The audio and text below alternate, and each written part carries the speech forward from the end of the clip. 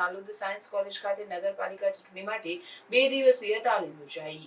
Jhalod science college ખાતે નગરપાલિકા ચૂંટણીને ધ્યાનમાં રાખીને 2 દિવસીય ચૂંટણીલક્ષી તાલીમનું આયોજન કરવામાં આવ્યું હતું। આ તાલીમમાં કોલેજના સ્ટાફ અને ચૂંટણી પ્રક્રિયામાં સંકળાયેલ અધિકારીઓએ ભાગ લીધો હતો। તાલીમ દરમિયાન ચૂંટણી સંબંધિત નિયમો, પ્રક્રિયાઓ અને નવીન ટેકનોલોજી અંગે વિસ્તૃત માર્ગદર્શન આપવામાં આવ્યું। તાલીમમાં ચૂંટણી પ્રક્રિયાની પારદર્શિતા જાળવવી, મતદારોના અધિકારો અને ફરજો, મતદાન દરમિયાન અનુસરવાના નિયમો અંગે વિશેષ ભાર આપવામાં આવ્યો હતો। તાલીમાર્થીઓને પ્રેક્ટિકલ ઉદાહરણો અને સિમ્યુલેશન દ્વારા પણ સમજાવવામાં આવ્યું કે કેવી રીતે મતદાન કેન્દ્ર પર શાંતિપૂર્ણ અને યોગ્ય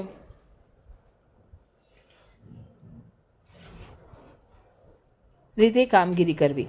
આ કાર્યક્રમનો મુખ્ય ઉદ્દેશ્ય નગરપાલિકા ચૂંટણીને નિષ્પક્ષ અને સફળ બનાવવા માટે સ્ટાફને સંપૂર્ણ રીતે તૈયાર કરવો હતો। તાલીમ દરમિયાન ચૂંટણીલક્ષી સાહિત્યનું વિતરણ પણ કરવામાં આવ્યું, જેથી દરેક કર્મચારીને જરૂરી માહિતી સરળતાથી મળી રહે। આ પ્રકારની તાલીમથી સ્થાનિક ચૂંટણી વ્યવસ્થામાં પારદર્શિતા અને વિશ્વસનીયતા વધે છે।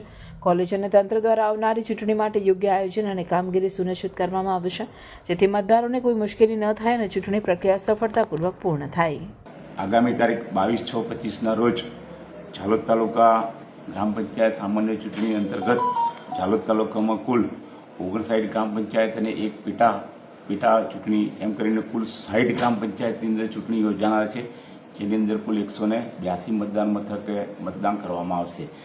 મતદાન ટુકડી અંતર્ગત પ્રિસાઇડિંગ ઓફિસર અને આસિસ્ટન્ટ પ્રિસાઇડિંગ ઓફિસરને તારીખ 18/6/2024ના રોજ સરકારી વિજ્ઞાન સાયન્સ કોલેજ ખાતે 2 સેશનમાં માસ્ટર ટ્રેનર્સ દ્વારા વિગતવાર તાલીમ આપવામાં આવેલી હતી અને આજે 19/6/2025ના રોજ પણ સરકારી વિજ્ઞાન સાયન્સ કોલેજ ખાતે અલગ અલગ રૂમમાં પોલિંગ ઓફિસર અને ફિમેલ પોલિંગ ઓફિસરશ્રીઓને પણ આજે તાલીમ આપવામાં આવેલ છે, જેમાં સીલિંગ અને મતદાન બેલેટ પેપરથી થનાર હોય, બેલેટ પેપરથી થનારની તમામ પ્રક્રિયાઓની વિગતવાર તાલીમ આપવામાં આવેલ છે।